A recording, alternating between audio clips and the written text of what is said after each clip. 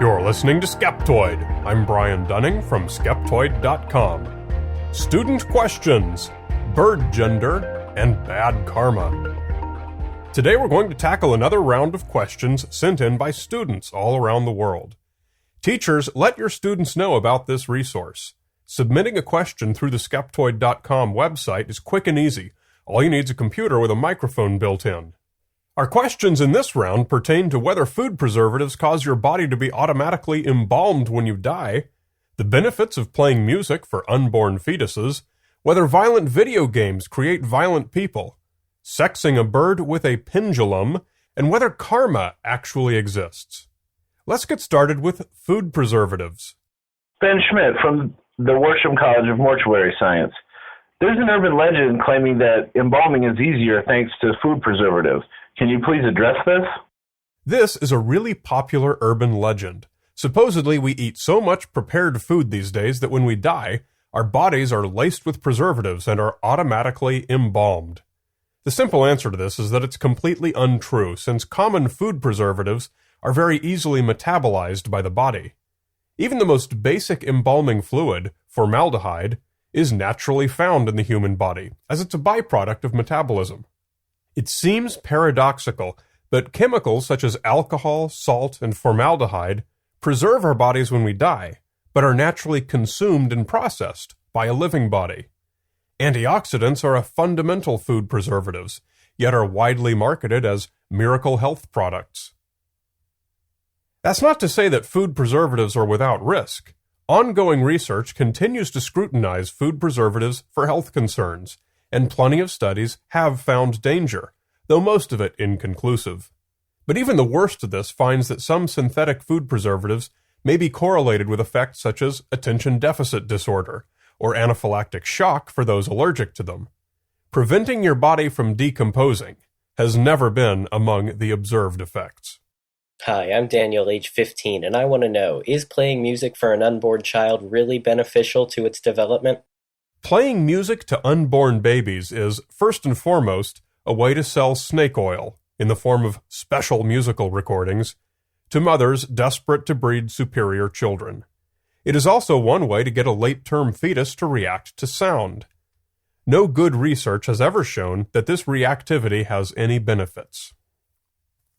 The audio environment inside the womb is a peaceful one and filled with natural low-frequency rhythms. The mother's breathing and heartbeat are the dominant sounds, followed by low-frequency external sounds below 50 Hz, and the mother's own voice. It's unlikely that any of the higher-frequency sounds of music, anything above 500 Hz, could be heard by the fetus at all, unless it's extremely loud. By about 25 weeks into gestation, the fetus is able to hear sounds, and will often react with a faster heartbeat to noise. Simple tapping on the mother's abdomen is a far more effective way to transmit low-frequency rhythm than playing music, most of which can't be heard anyway. But once again, though the reaction is definite, there is no good reason to think this carries any benefit. Claims that babies can remember and recognize certain music are highly improbable, as the hippocampus, that part of the brain that stores experiences and memory, does not develop until well after birth. People who say that their newborn appears to smile or react upon hearing the same music played during gestation are probably just experiencing confirmation bias. They think it's so, therefore they notice behavior that confirms the belief and fail to notice behavior that doesn't. In any case, avoid buying special musical recordings that claim to be supported by research that shows the music will benefit the child. If you choose to entertain your fetus, any low-frequency beat is all it takes. Hi, my name is Andrew from California, and I'd like to know if violent video games promote violence in youth. Thank you. This is one of those topics on which everyone seems to have an opinion, including researchers, and those opinions and conclusions are all over the map. I spent a few hours and looked through a couple of dozen different studies in various journals, including a number of meta-analyses of even more studies.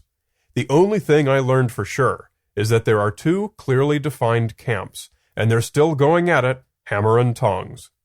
Many researchers are steadfastly convinced that gamers do not become more aggressive in real life, but but a larger number of researchers find that there is a correlation. The battle between research camps is at least as heated as the battles on screen. Many researchers note that the environment in which we develop plays a large role influencing our personalities. If that environment includes violent games, it would make sense for such behavior to become ingrained. And according to my own quick survey of the research, the majority of observational evidence does indicate that violent gameplay is a predictor of future aggressive behavior. But it's not clear how much of the effect is causal. One thing that nearly everyone seems to agree on is that more aggressive people tend to gravitate toward more aggressive games, so we should expect to see a correlation regardless. Interestingly, my observation was that most research supporting a link seems to come from Europe, while most research dismissing the link comes from the United States. Both sides almost always report their findings as cross-cultural. Whatever effect there may be is probably small, and does not appear to significantly affect the vast majority of people. Therefore, if you play a lot of Call of Duty, you, or any other given gamer, are unlikely to become more aggressive in real life. So, fire away. It's going to be interesting to see how this particular battle shakes out. I recently purchased a pet bird and was told I could determine the sex using a magnetic pendulum. If it spins in a circle, the bird is female. If back and forth, it's a male. Is there a natural mechanism to explain this apparent phenomenon? Yes, there is, but it has nothing to do with the bird's gender or magnetism.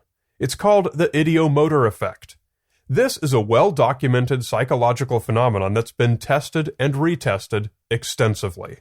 It involves unconscious movements by the experimenter's own hand that causes a pendulum, dowsing rod, or Ouija board planchette to move in the manner expected by the experimenter. These movements can be so minute that the experimenter is unaware they're even happening. Consequently, many dowsers have a fully honest belief that their perceived ability is indeed of supernatural origin. Regarding your bird's gender and magnetic pendulums, there is demonstrably no such effect. This would require that birds generate a reasonably powerful electromagnetic field that oscillates or changes polarity according to a gender-dependent pattern. If you have any doubts, place a compass on a solid surface near your bird or any other animal. A compass needle is a magnetic pendulum that weighs much less than your pendulum and should react much more dramatically. You'll see that once your hand's movements are taken out of the picture, your bird does not emit any sort of pulsing magnetic force, regardless of its gender. Hey Brian, I'm Mike from Housatonic Community College in Connecticut, and I was wondering if there's any real evidence that people have bad or good karma. Karma is a concept originating in ancient India in which your actions, either good or bad, have consequences. Rob a bank and you'll get cancer. Give to the poor and you'll live a long, fulfilling life. While it sounds like it should be relatively easy to set up a small test of this concept, true karma is not really testable for a couple of reasons. First, the time frame for payback is often believed to be over multiple reincarnations of your life. And second, it's not necessarily a linear system. Robbing a bank today could be the cause of falling and skinning your knee when you were 6, or having to live a previous life as a slug. Even designing a test to correlate some people who have generally good or bad luck with generally good or bad actions would be problematic, as it would be impossible to control for much more powerful influences, such as their socioeconomic status, their intelligence, personality, etc. Belief in karma, however, is a different story.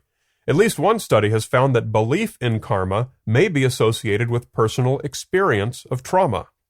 This is an interesting result. When something bad happens, people tend to seek an explanation, a reason, even if it means blaming themselves. Such a tendency may well explain how the concept of karma came to be in the first place.